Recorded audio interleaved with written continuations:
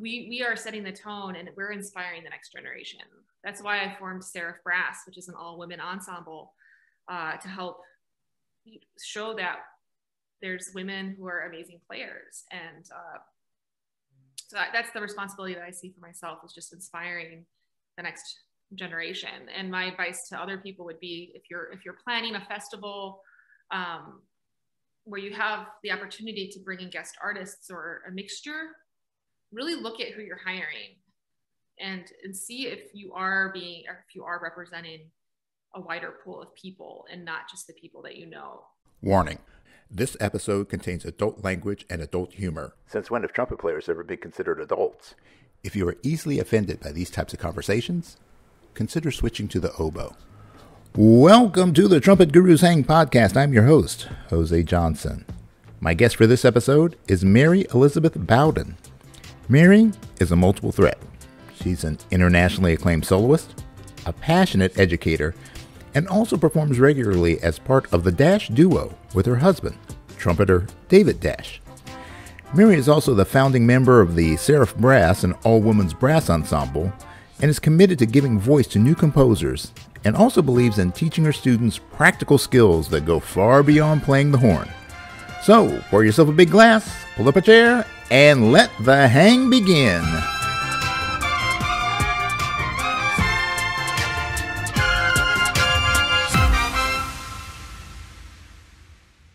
All right, welcome to this episode of the Trumpet Gurus Hang podcast, and I am joined by the fantabulous Mary Elizabeth Bowden. Mary Elizabeth Bowden is a phenomenal player, and I'm just really, I'm really honored to be able to meet her for the first time here virtually. So, thank you so much for joining me. Thank you for having me. Well, you know, it's a big part of what I try to do with this podcast is to make it like a hang, you know. So if we were at a conference, we would, maybe bump into each other at the restaurant or the bar where most trumpet players hang out when they're not in the practice room.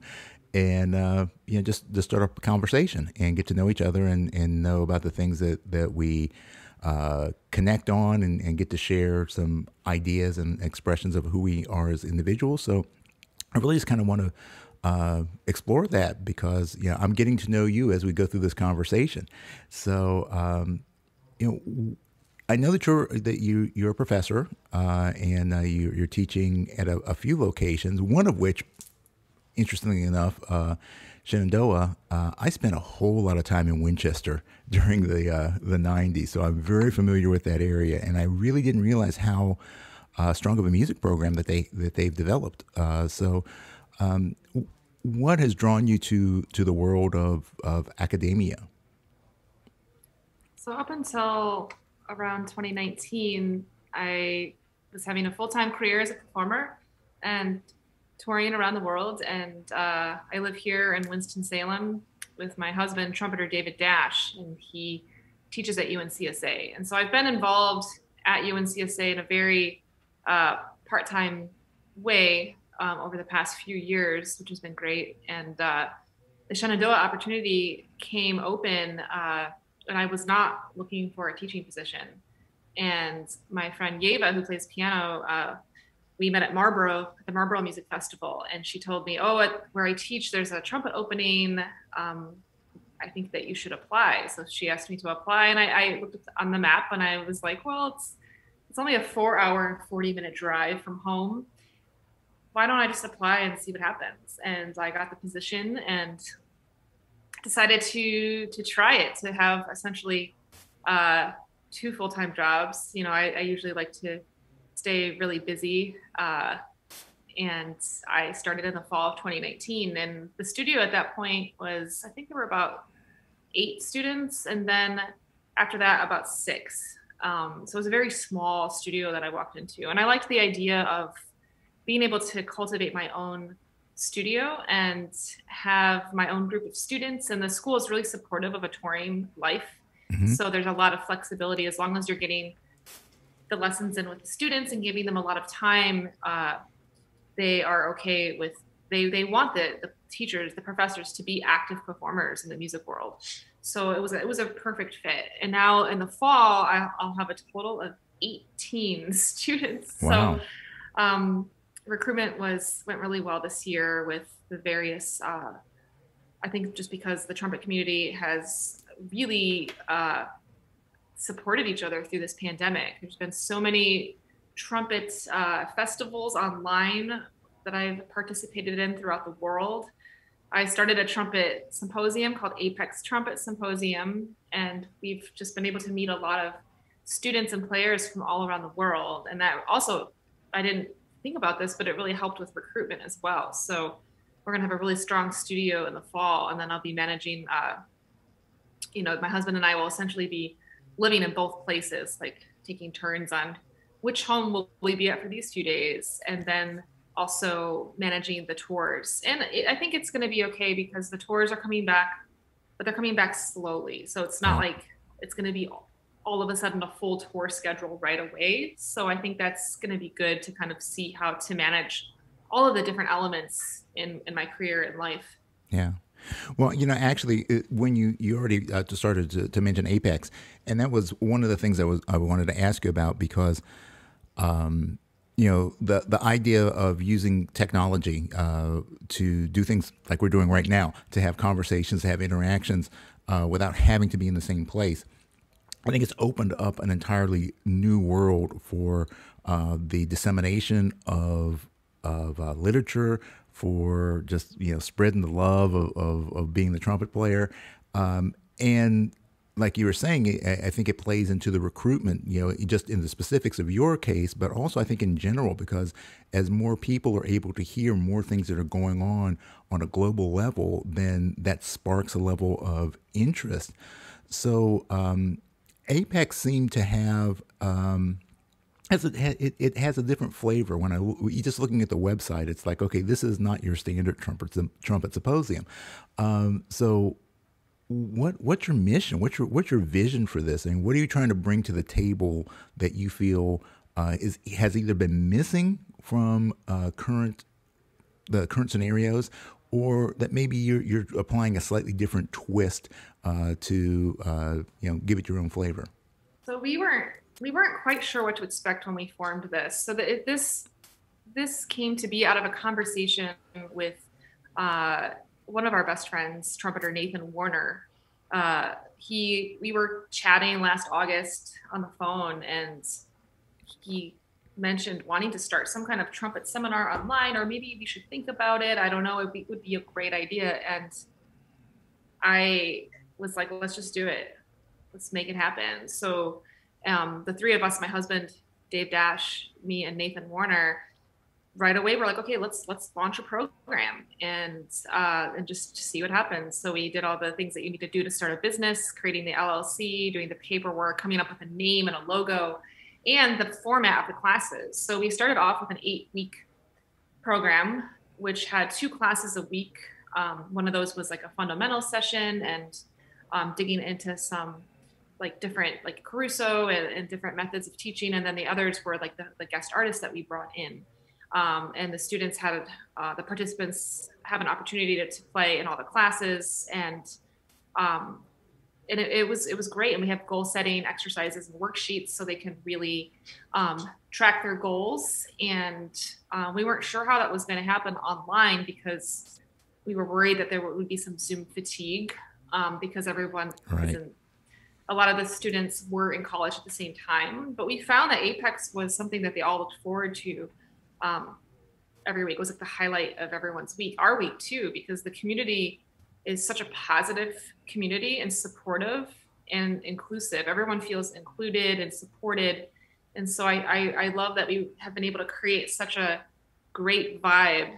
And I think that happens at a lot of trumpet festivals, not all of them, but when it's special, it's really special and people are really supportive. So we've been able to create that through Apex, and then connecting with artists around the world who are much more open to giving a masterclass online, where maybe artists wouldn't have wanted to do that pre-COVID times. And so we've been able to bring in great artists like Sergei Nikaryakov and just tons of other artists, and it's just been that's been really great. And we also, it's important to us that we also have a diverse roster.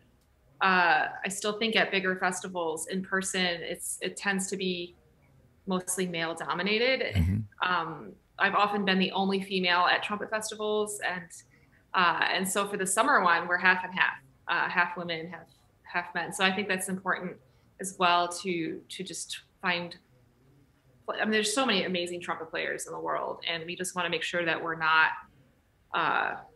just hiring people that we know, that we're friends with. We want to make sure that we're highlighting some up and coming players and people from different backgrounds, and just really getting a wide variety of players and interests. And I think that's been really appreciated from the participants as well. And one thing that we didn't even think about, it seemed normal to me, our participants last semester, I think it was definitely over 50% women participants. Probably more like 65% or 60. And that seemed, I didn't even notice it until someone pointed it out, to be honest, but I was like, oh, that's pretty cool. So it's just, this community has just been a really special community. Right. Well, I've had a few female trumpet players on as guests, and I would like to actually have more, mostly because of the diversity thing. It does tend to be a male-dominated, at least in terms of performance, or the spotlight players or teachers. It seems to be the same crew, and I always ask the question and preface it with the statement that I wish I never had to ask that question. But as a female trumpet player in this traditionally male-dominated field, how have you had to deal with any adversities in your coming into your own, and how did you deal with those? Because, like you said, there's so many more female trumpet players that are getting to be very, very serious about their craft. They're understanding that there is an opportunity out there. People like you and obviously people like Alison Balsam and people like that have set have kind of blazed the path for the next generation. But what are some of the lessons that you've learned, maybe even the hard way, that you would want to share with this next generation of up and coming female trumpet players? I think that I think there's this thought that maybe there aren't a lot of women trumpeters, and I think that's just not true anymore, for sure. And I think that there's been some players that have just been overlooked in the history books. I know Bria Skomberg just shared this famous soloist who did a premiere at the first trumpet recital at Carnegie Hall, and I had no idea that person existed in the 1920s. And so I think there is just some misconceptions. And I think right now I can list off 20 or more amazing, even just American women trumpeters who are amazing performers and teachers. And so I think it's just we are setting the tone, and we're inspiring the next generation. That's why I formed Seraph Brass, which is an all-women ensemble, to help show that there's women who are amazing players. And so that's the responsibility that I see for myself, is just inspiring the next generation. And my advice to other people planning a festival where you have the opportunity to bring in guest artists or a mixture, really look at who you're hiring and see if you are representing a wider pool of people and not just the people that if that makes sense. And I think that is how that things will start to feel and be more equal, if that makes sense. Oh yeah, absolutely. I mean, you see this. The trumpet world is just a microcosm of the society as a whole, and we do tend to be somewhat tribal and cliquish, and we gravitate to those that look like us, think like us, act like us. And it's even in the classical world, it's from someone who's not immersed in the classical world, like I am not immersed in that world. I'm more in the commercial side of things. But it's very rare to look and see a person of color in a high profile position. Now obviously that doesn't mean that there aren't great people of different ethnicities that are trumpet players. It just, It seemed like for the longest period of time, it was a white male who got the principal position, who was the featured soloist. And we're seeing that change, just like with women, we're seeing that change. But because we tend to have that cliquish sort of thing. I mean, I have definitely more commercial players on this show than anything else, but that's where my levels of connections are. Those are the people that I've had the longest relationships with. And now I'm intentionally reaching out to people that are from a different genre that I tend to gravitate towards, because I want to give people voice. And mostly because I want to learn some more stuff too. I want to get to talk to people and get their experiences. So I definitely agree with you on that. And in terms of like the pedagogical side of things, as a teacher, as an educator, we teach because we love to teach. We love to share. We love to see people grow. And sometimes there are things about the system that we really love, and there's some things about the systems that we really just don't like at all. And what you're saying about trying to build your own studio, what is the mark that you're trying to make in terms of setting a tone for education, and like what would be like the one thing that you could point to and say, this is something in the system that's either broken or needs to be changed, adapted, evolved, and that's your passion and that you're trying to see come to fruition? I think what I've been doing in the trumpet studio at Shenandoah is, first of all, building a positive community, and also having high standards for improvements, and those are the most important things. And while I'm building the community, during this past year during COVID, trying to manage that, all the master classes that we've done each week on Zoom, I've had 21 guest artists, and a lot of those guests have been probably half women, many people of color. I brought in some jazz artists for the classical players, to think outside the box. And so I think that I'm encouraging a lot of versatility, and also looking at the standard repertoire of the trumpet and encouraging my students to look outside that, because, yes, there are pieces that we should learn, major concertos and things like that. But outside of that, with famous sonatas, it doesn't just have to be the same set of 5 pieces that we learn. There can be other pieces that are brought into the mix that are just as great. And so right now my students are exploring those works and doing some research and trying to find works that have either been overlooked, or works that have been recently written, or writing their own pieces. And so I'm just encouraging them to be as creative as they can to really find their voice. I know for myself personally, my solo career path didn't start until my late 20s. So I have a little bit of a different career path.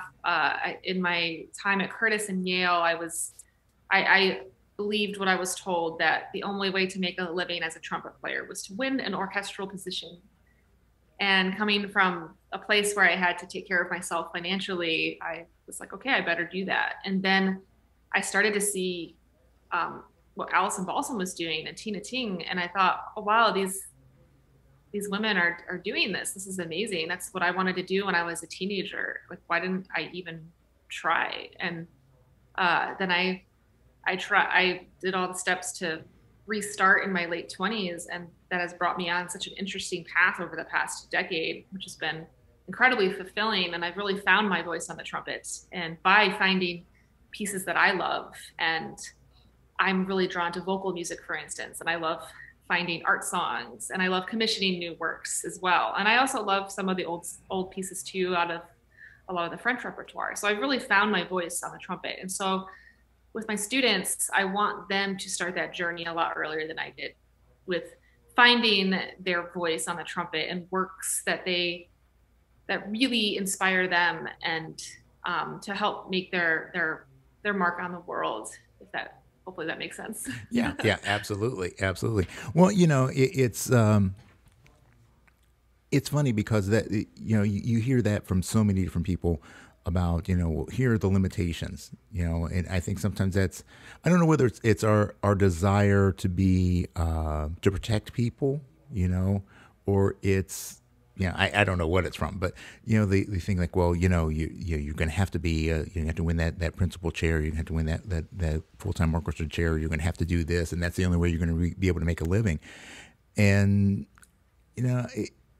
I think that things have changed, obviously, but sometimes I think that teachers have a tendency to, in that search to protect people, they create limitations without thinking what the person might actually be capable of doing, or that there may be a different path that they can blaze for themselves.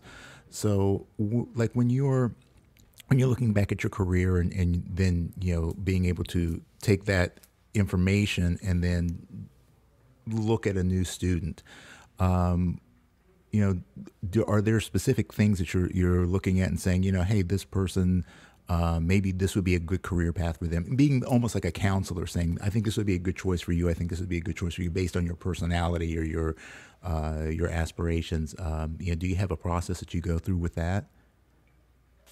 Well, right now, especially with the freshmen, I've curated this career packet that I use with Seraph Brass too, where it just gets them to brainstorm what their dreams look like, and with knowing that will change over time, and that's okay. You might think like, I only want to do this now, but then, keeping in mind that like when I was 18 years old, I told myself that I would never teach, that I had no interest in ever teaching. I just wanted to play. I just wanted to perform. And now it's such a huge part of my life and I love it. And it's just funny that I had said that very black and white thinking when I was 18. And it's, so I encourage them to think like, your mind is going to change and that's okay. And so my job is to give them the building blocks so they can become their own best teacher while finding their voice.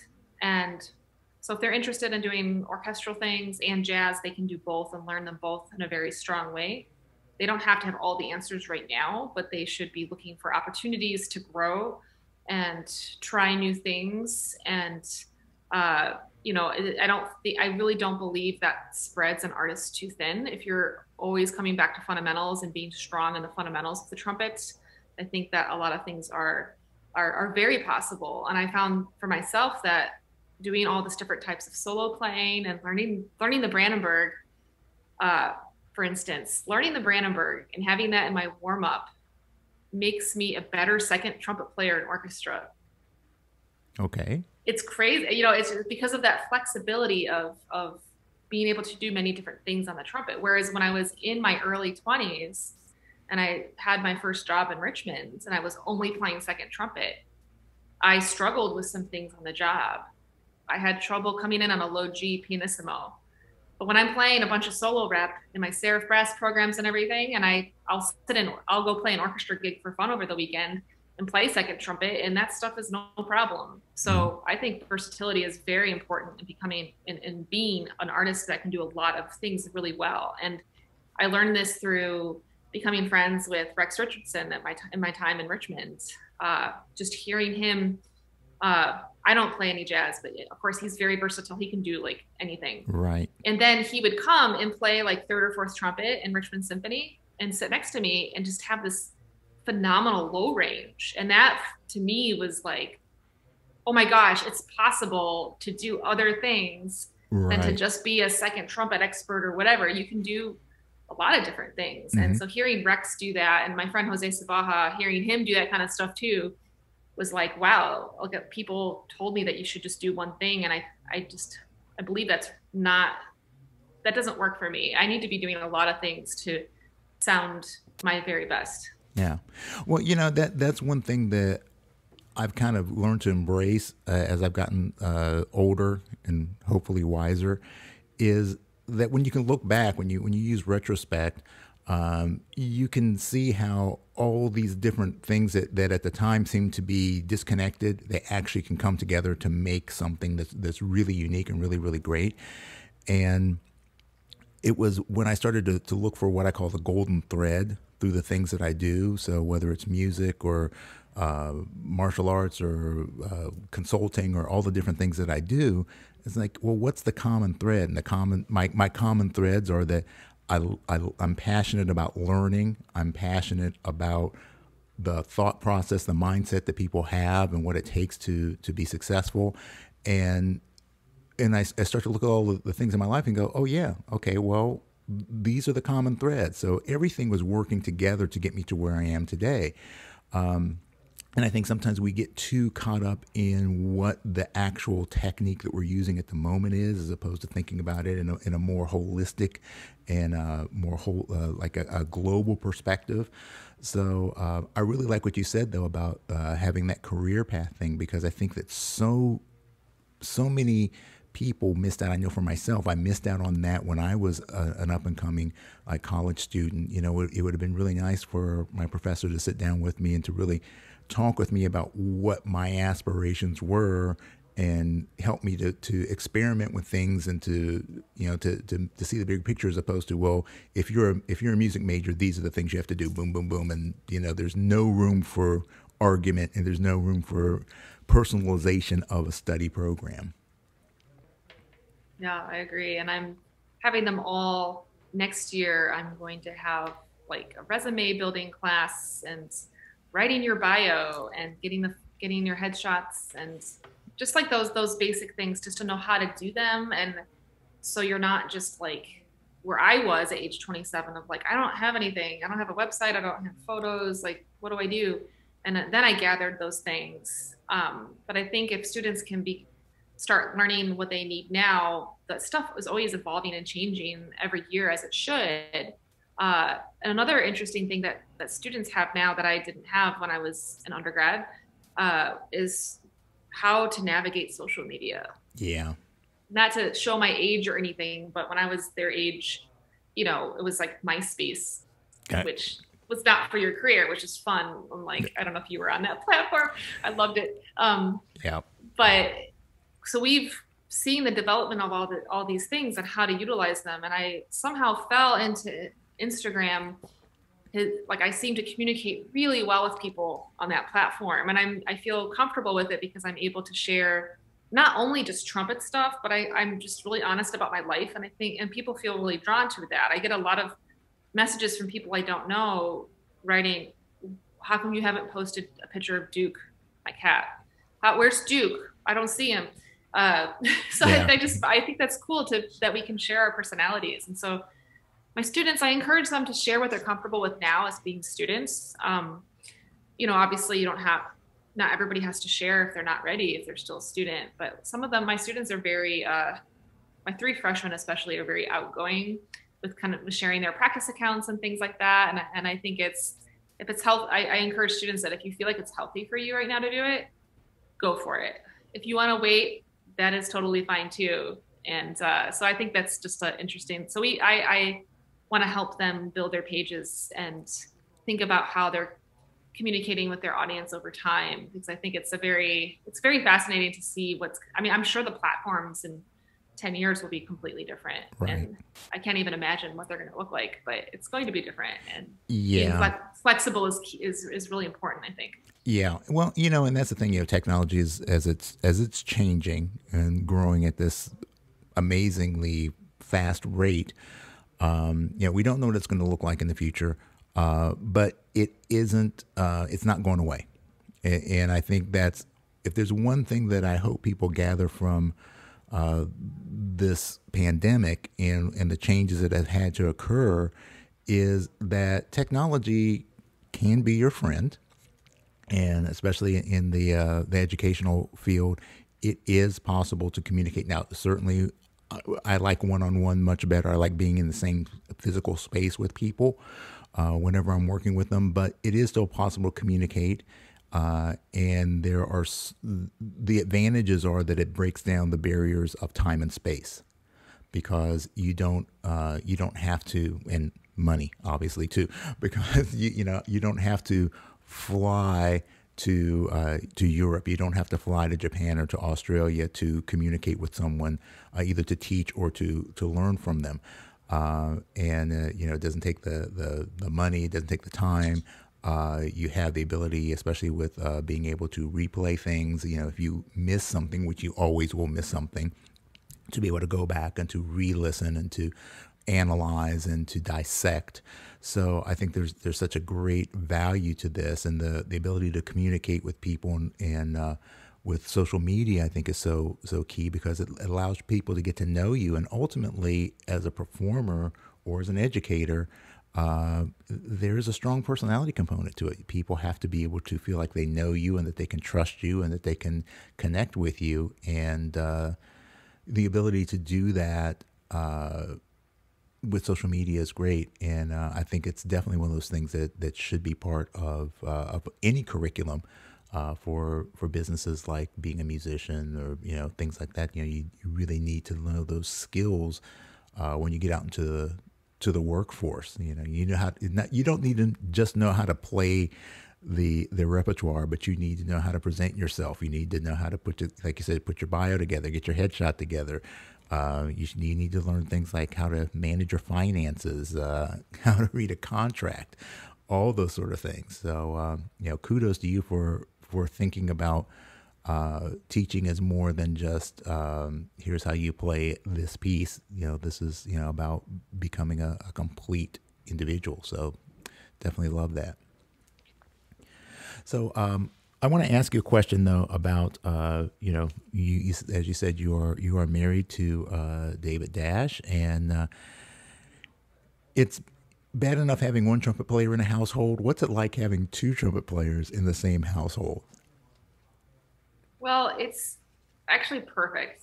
I mean, trumpet players, we're such nerds, and I don't know if you've had this experience, but if there's two trumpeters at a dinner, it's very likely that those two people will talk about mouthpieces at some point. Let's be real. Is there anything else to talk about? Even if you try to avoid it, like we had an anniversary dinner in Florida. We used to live in Naples, Florida, and this is like early on in our relationship, and we were like, okay, let's not talk about mouthpieces or trumpet at all. Let's make that our goal throughout this dinner. And after like a couple glasses of wine, we caught ourselves. Dave was like, "In the cup shape goes like this," but we were like, "Oh no, we failed right away." So we both love music, and we love the trumpet, and we just have a lot in common, and we learn from each other too.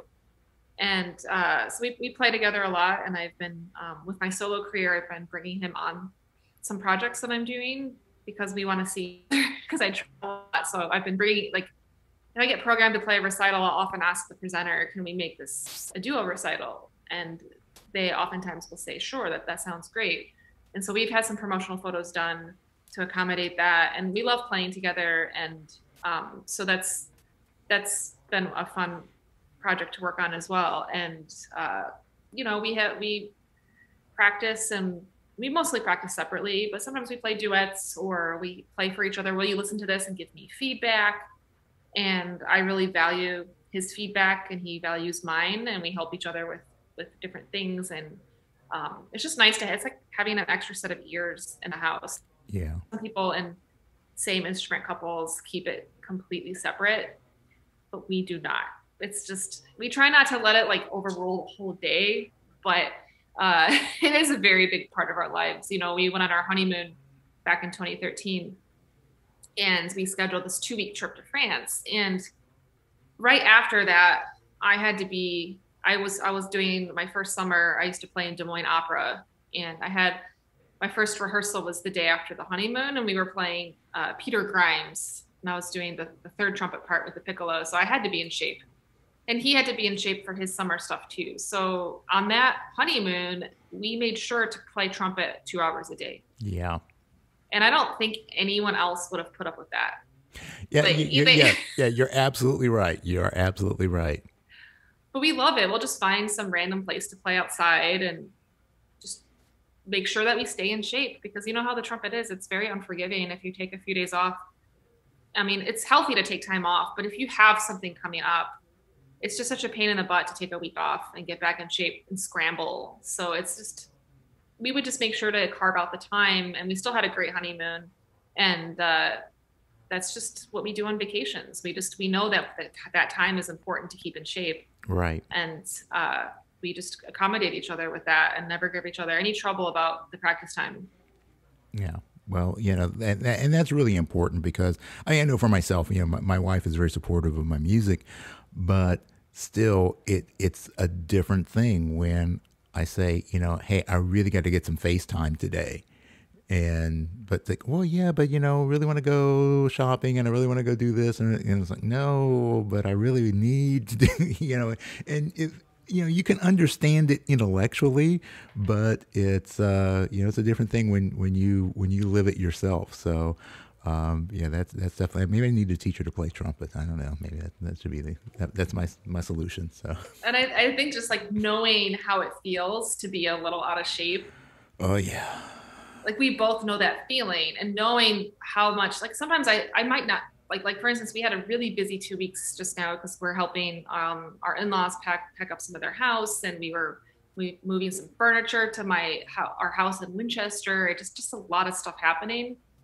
But so we had to, I did not feel like practicing because I was dealing with a lot of things, but I did, and it's just nice to have that support, like, and have someone who like 100% understands and is also needing to do that too. So then we make the time together, and we just make sure that we always carve it out. And our families are both, like, our parents on both sides are also extremely supportive. They know that that I'm doing it because I have to do my job well. Mm-hmm. So, yeah. Yeah, well, that's great. That I love hearing that. That's a success story right there. So you mentioned earlier about Seraph Brass, and that's a very, I don't want to say unique, but I guess it is unique ensemble. It's while it is an all female ensemble, there's definitely a level of diversity in there as well. So. What was kind of the impetus behind that, and what's the identity of Seraph Brass that you're trying to create? So I was trying to figure out when I first had this idea, and I thought I was convinced that I had the idea after meeting my mentor Jens Lindemann at the BAM Center. That's when I met him when I was thinking about a solo career, and he's the one that really gave me that push and encouragement back in, it was 2010. And so I'm really grateful to him. And he was, you got to form your own ensemble. And that's when I was like, oh yeah, I should make like an all women group. That could be fun. And then I found a notebook recently from 2006, where it's a whole brainstorm of having an all women brass quintet. And I didn't remember having the brainstorm that early, but I found an old notebook where I just kind of, I don't journal, but like I have lists that I make, and then like bullet point brainstorms throughout the years. I'll just like jot something down, and then it gets filed away. So it's funny that I had that thought for so many years before forming the group in 2014. And I wanted to highlight women brass musicians. I thought that was really just important and special. I knew that, like, growing up, I saw so much live music in the Chicagoland area. Our first teacher would take us to so many concerts, and I remember being really inspired by seeing Barbara Butler play the Brandenburg Concerto when I was a teenager. And just my first teacher played horn, so he had me switch to a trumpet teacher when I was 13. And he felt that it was, I didn't really not care either way, but he made a really huge point. He was like, I think it's really important that Mary gets a female trumpet teacher. And he found like a list of people for me to look at. And that's where I was hooked up with my teacher, Carrie Lee, in the Chicagoland area. And I'm so grateful he did that, because she's an incredible teacher and player and a lifelong friend now. And she was such a huge role model. And I thought to myself, like, we need more female role models for these younger brass students. And so that's where the idea for Seraph Brass came. And then along with that, the mission of wanting to commission new works by women, specifically women composers and underrepresented composers, and also wanting to tour the world and play great concerts and music. And I also love having arrangements made of pieces that I love. I because I grew up listening to the Empire Brass CDs and just loved their arrangements. And I was like, let's get Seraph to have our own like that, Right. and have a show so we're not like just a serious music group or just a group that plays arrangements. We do kind of everything. Mm-hmm. And so I like that flexibility that the group has. And it's just been a lot of fun to have the opportunity to play concerts around the world and teach. And the way the group works, we have 6 members now. That was because when we had audition 4 years ago, Rachel Samayoa and Jean Lawrence both played that year, and I love them both. So I talked to them and was like, let's just have you both. Let's just all play. Yeah. And so for the larger festivals, we've expanded our arrangements to be a sextet. Like we've added like another trumpet part for those, and then also just have added some sextet pieces to our repertoire. Mm-hmm. And then during the year, we rotate the trumpets, and that gives a lot of schedule flexibility for people, because people to be happy need to be able to pursue a variety of different things. Right. And if people have to turn down an important concerto for a Seraph Brass concert, I don't want people to have to do that. And so this rotating the trumpets adds flexibility for us, and everybody knows the show really well. Everyone works together great. So it's like, it's perfect. It's really great. And then on top of that, we have a short list of guest artists that have played with us a lot over the years. And so I always know that I can have great players to come to play a great show with Seraph Brass. And so we've done a 10-piece concert where the guest artists play with us, and that was really cool to have everybody together.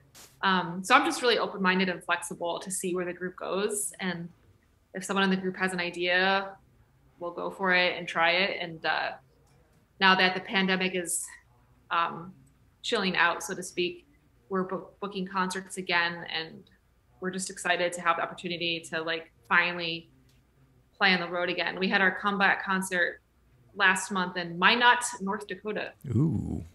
And it was really fun. I always find that when you visit small town USA, there's always something really interesting and special about these towns. Yeah. And they had like a little Scandinavian village there. The presenters took us out to eat, and everybody was just super kind. And there was a really interesting backstory about the concert hall, and it was dedicated to a woman from that town who had been working at the World Trade Center for 4 days when the towers fell, and she passed away. And her parents have carried her legacy all these years, and the concert hall is named after her, and every year they do various projects in the name of their daughter. But it was just so cool to like find out the story of Minot, North Dakota. Yeah. So that's one thing I really missed about traveling during the pandemic. It's just hearing stories from people around the world. That's one of the reasons I love sharing music and touring, is not only the performance of the music that we're playing, but also just meeting the people of different places and finding out the story of where we're traveling to. Yeah. That's such an important thing. When you become so isolated, and I think maybe that's part of the problem that people have had in terms of the pandemic, is that feeling of isolation so many people have had.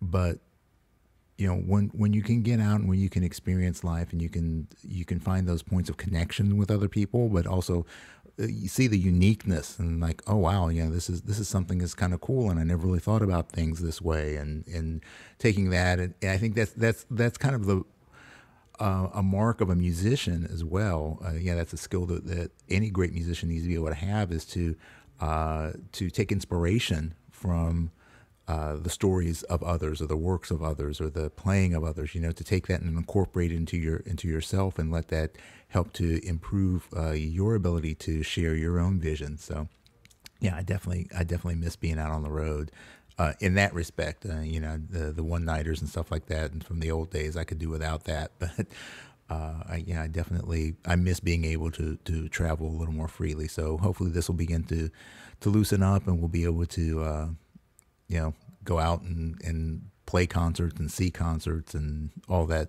good stuff. So I do want to ask you about one last thing about Apex. Is this something that you see continuing on? Is this something that at least for the time being, that you have a continuing vision for? Definitely. We're doing our summer session starting on June 13th. It'll be we're doing it all like an intensive week. So that'll be a lot of fun. We have Whit Marsalis, Tina Tinghelseth, Phil Smith, Selena Ott, and Kyla Moskovich. So we're very excited about that week. And then we are planning a fall session again. We're going to do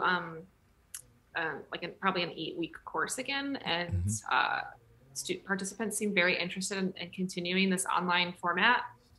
So we're going to continue it and see how it goes. And again, I just think it's such a great opportunity to be able to connect with players from all around the world. And we also keep it very cost effective. I know some trumpet programs can be thousands of dollars, and we want to make it affordable so more people can come and experience these great artists. And we're talking about trying to also have an in-person component someday, maybe as soon as next summer, and just being able to meet for a week or two. And I think that would just be that would be really nice. But I think the online component will stay as well, because it's so cost effective for some people, and otherwise, some people might not get to experience it if we don't keep the online format. Yeah. Well, that's a big thing. There was a time when it was much easier to travel. I mean, obviously, besides the current situation, but I remember in the '90s, I was traveling all over the place, and you could fly to the West Coast for $150, and now that's not happening. So being able to do things virtually does open the door for getting more access to more information. So hopefully that will stay around.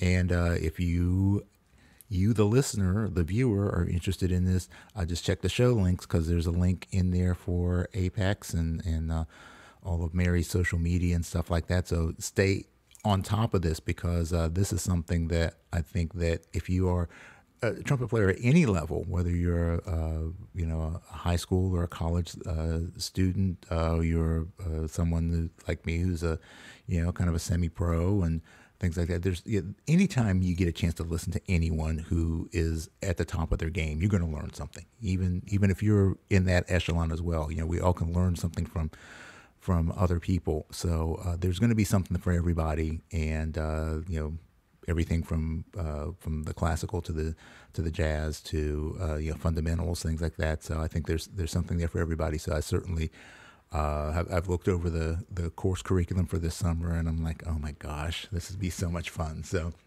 hopefully the fall will be just as good. So make sure you check it out for sure. So Mary, we got 2 sections that we got to get to here in this episode before we can wrap things up. The first one is, we are trumpet players, like you said, and I don't want to butt in on your husband's territory, but we got to talk gear. So this is our geared up section. We're going to talk a little bit about gear, but I'm not going to talk about it the standard way. I do want to know what you're playing, but I actually want to get your take as an educator on how you go about educating students about their choice in gear, how they should be approaching the process of picking gear, as opposed to, you need to play this because this is the brand that I endorse. So for mouthpieces, I'll give you my backstory. So I think when I was a teenager, Carrie had me playing on a 2.5C, and I, in my youth orchestra, Chicago Youth Symphony, people were like, oh, the great players play a 1C. I mean, it's so silly. Right. And so I felt like a lot of pressure to play, like, I want to play a 1C. I can play that. And so she was so mad at me. I switched mouthpieces without asking her to the 1C. And I kind of refused to go to not do that. And she was like, oh my gosh, I have actually not talked about this with her. This is like back in like 1998. Sorry, Carrie, I didn't listen to you. And then, throughout my journey through Curtis and everything, I stayed on like a ginormous mouthpiece. And at Curtis, there's only 4 trumpeters in the studio. And the player a year ahead of me fantastic player, Derek Lance, and he played like a 1C that was bored out 1,000 times. I don't know. And again, I wanted to be one of the guys. I wanted to show that I was strong. So I like ended up getting a very similar mouthpiece. And my teacher at the time, Dave Bilger, was like, yeah, that's fine. You can play that. I don't, he was like kind of chill about it. You know, we didn't talk too much about it. He was like, yeah, you can play 1C. That seems okay. And I stuck with that for like many years until I met Jens Lindemann. And he was like, why are you playing that? I'm like, well, I'm not like an equipment person. Right. Like I've become more so with teaching, and, you know, I learn a lot from Dave and other people. And when I made the final live round for Ellsworth Smith when I was 30, it was my last chance to try a competition. That's a whole nother story. I got hit in the face before the competition. It was very traumatic. Ooh. My career almost ended. But while preparing that summer and seeing that gigantic list of music that you have to play, like Jens was like, you're not going to get through this on that mouthpiece. There's a lot of problems on this mouthpiece. So I just started trying a bunch of random stuff. And I ended up settling on just a standard 5C. But I ordered like 5 of them, a Bach 5C, and they were all completely different. Right. So the one I have, I probably should copy because I really like it, but I don't know why it's different than the others. Mm-hmm. So I play that on my C and E flat. And on my B flat, I play a slightly modified 5C. It's a little bit bigger. It had it opened up just a little bit, and it seemed to be a better fit. So, you know, that's what I play on the normal trumpets. I need to get it copied. I'd like to eventually find a mouthpiece maker that would work with me to see exactly what that 5C looks like and see if we can make some small adjustments. So that's probably gonna be my next step, is finding a company that I might want to work with. But I'm like pretty happy with the 5C that I found. So that's why I haven't like really pursued that. So, and then the piccolo, I play like really small. I play this picket brass. It's called Jens Lead 2. He had me try it for when I was learning Brandenburg, and I could play the higher notes, and it's like, okay, let's make this work. So I play that, but I also switch between a couple others. I'm in my older age, I've become a lot more flexible with being able to switch mouthpieces more, because on my solo shows, my solo recitals and Seraph Brass concerts, I have like 6 or 7 trumpets on stage, and I might even have a cornet with a cornet mouthpiece. So I'm always switching mouthpieces. And so again, we talk about versatility. In my mid-20s, that would have messed me up, and I would have been really nervous. Oh, I have to play piccolo cold. Now it's not a problem. You pick up the piccolo, it's cold, it's fine. Like you can do it if you train yourself to be flexible. So with my students, you know, I see what they're playing, and I try to hear if there's any issues happening. I try to be mindful of it. And there's a couple of students this year where I'm having them try some different things. And seeing if that's a good fit. And since I know that I don't consider myself an expert on this, I can hear the sound and hear the issues. Like for me with the 1C, I used to have a flat high C on C trumpet, and I thought, oh, my range just isn't that great. That's not true. And I wish I had known that 10 years sooner. And same thing I used to have. Like I recently tried my old mouthpiece that I used to play on in college, and all the weird things, like some scooping issues and things, they were all there again. And I was like, ooh, get this away. So with my students, I have a very flexible mind. And I have a friend in town in Winchester. He's a trumpeter named Bill Dunn. He plays in the Navy band, and he's a mouthpiece expert. And so I brought him in a couple of times as a guest artist to give me a second opinion. You know, and I think that's also what I like about my teaching, is that I'm not like, you have to do this or else type of thinking. Like, if there's something a little bit outside my ballpark, like picking the perfect mouthpiece, I will bring in an expert to help with a student. Sometimes I can find the right mouthpiece for a student, and it's like, okay, that's sounding really good. But if I'm like a little unsure, I will bring in Bill, or Dave is a little bit more knowledgeable with the mouthpiece structures and stuff. So, but I'm learning as I go. I'm sure in a couple of years, I'll know a lot more than I know now. Yeah. So that's how I approach that stuff. And then with horns, you know, if something's not working, I just play their trumpet, and I can kind of be like, yeah, you need to make some adjustments on this horn, or like, let's see if we can get you a different trumpet. You know what I mean? So Yeah. it's kind of like that process. I feel like that's a little easier to manage, because I can just play the trumpet and, hear them kind of try some different things that I have in the office. And then once they try my trumpet or something, they can get a better sense of like, oh, okay, I need to look for something a little bit different, Yeah. So. Yeah. Well, that's great. I mean, because it amazes me that there are still studios out there where, you have to play specific equipment.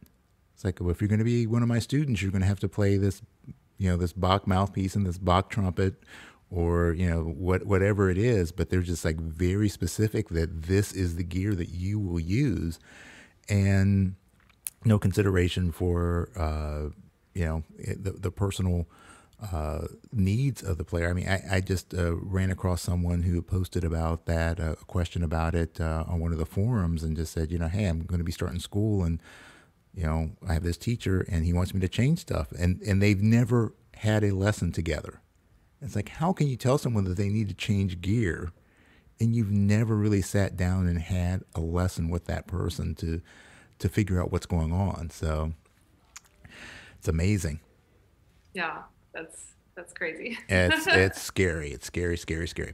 But okay, well, now we got some idea about your gear, and we're going to do our final segment. And our final segment is brought to us by our good friends at Robinson's Remedies. This is the Robinson's Remedy Rapid Fire Round.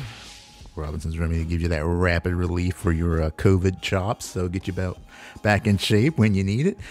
So this is a series of random questions. Well, they're not random because I already have them written down and I ask the same questions to everybody, but they'll be random to you. Topics are going to jump all over the place. And I just need your most immediate response. Try not to think too hard.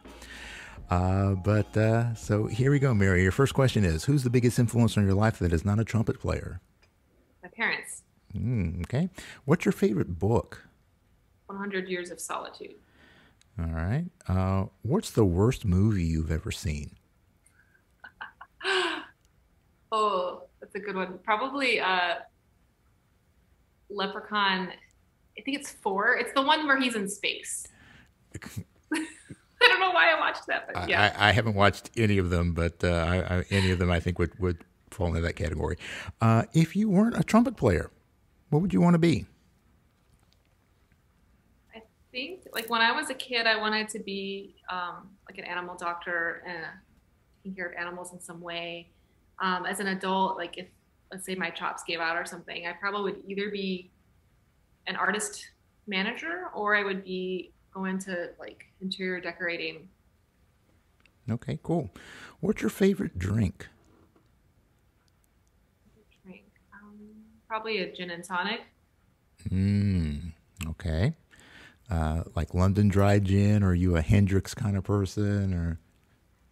I'm actually not that picky. Yeah.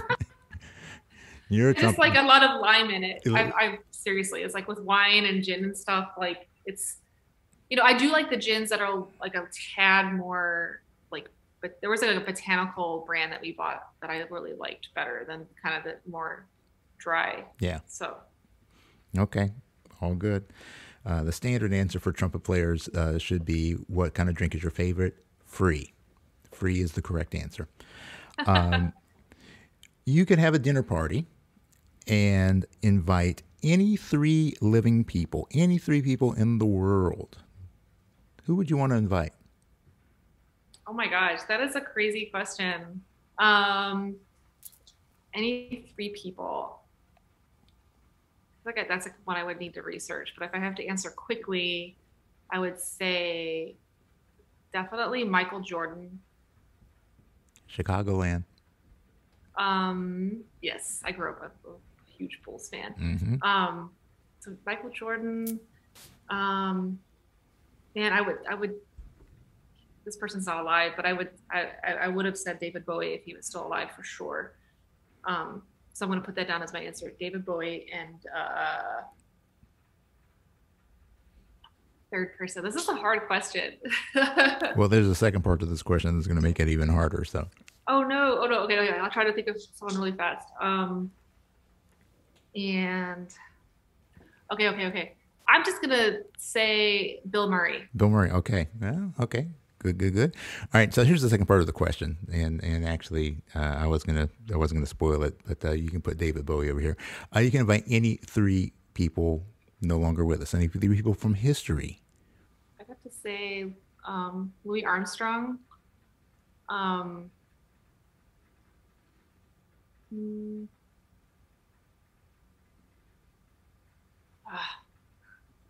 Freddie Mercury.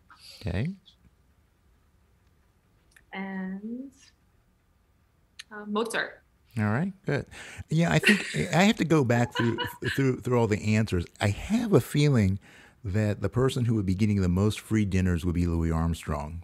He's one of the top answers, I think. So, but yeah, it's kind of interesting. You know, you have that nice cross section of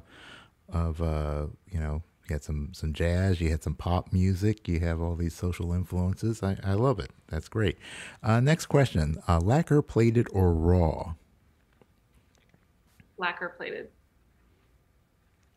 Lacquer. All right. What's your favorite quote?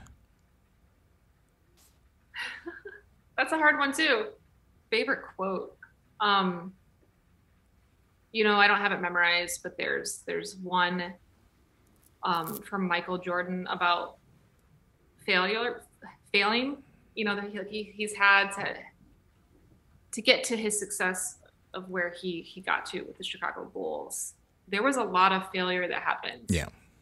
And I think that, I just watched over the pandemic, I've watched it twice, the documentary on Netflix. And it's brought back a lot of childhood memories. I was a teenager during that time, and he's such an amazing person, and his journey is just so incredible. But his quotes are so inspiring, and his work ethic, and just always demanding greatness.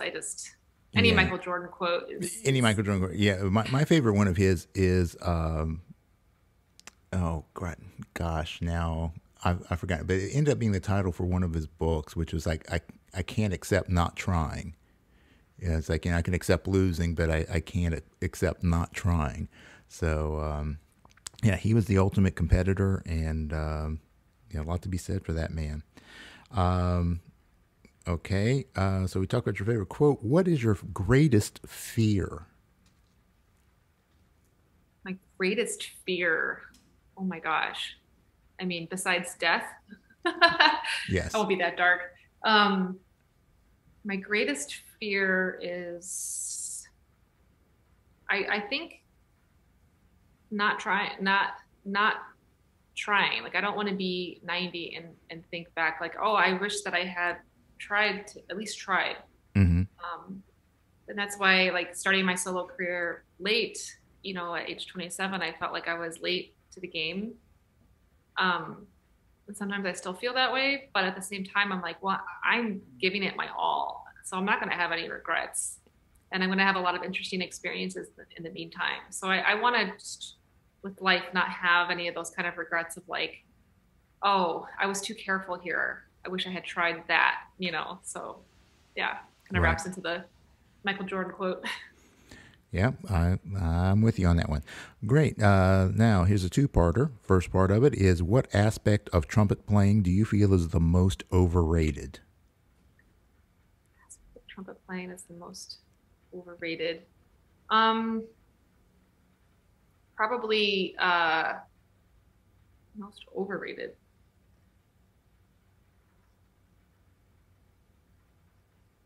I'm such a trumpet dork, but I think, oh, maybe higher, and I'm like, oh, but I really like hearing high notes. And then I think, oh, louder. I'm like, oh, but I just listened to a Phil Smith recording in orchestra that's pretty amazing. Oh my gosh. So I guess my answer would be to not that nothing is necessarily overrated, but to like I like the aspects of everything with the trumpet playing, and I think that if you become obsessive about just one thing, that's probably the wrong mindset. So I don't want to say that anything's overrated, because as I imagine things that I think are overrated, I think of something really great that inspires me.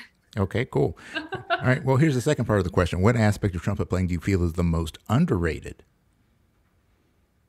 Most underrated. I think, and I think this is changing. I think being able to play with a lot of different colors of sound with, if you're approaching like art songs, for instance, um, and just being able to make the trumpet sound like a voice. And I think that's becoming more popular when you hear players like Tina Ting Helseth and Lucienne Very, that they are doing that and it's being celebrated, which is really cool. So I think that is definitely changing. Yeah, cool. All right. You could be granted one superpower. What would it be? Oh my gosh, I talk about this with my husband all the time. These what if questions that come up at like midnight. Oh, what would you do if you could do this? And the superpower one is like definitely the hardest one to answer. I would definitely want something useful. One that my husband and I talked about that would be like maybe like incredible would be like having like, this would be such a waste to just have it on trumpet, but I'm going to be a trumpet nerd here with my superpower and say that I would want to have limitless endurance. Okay.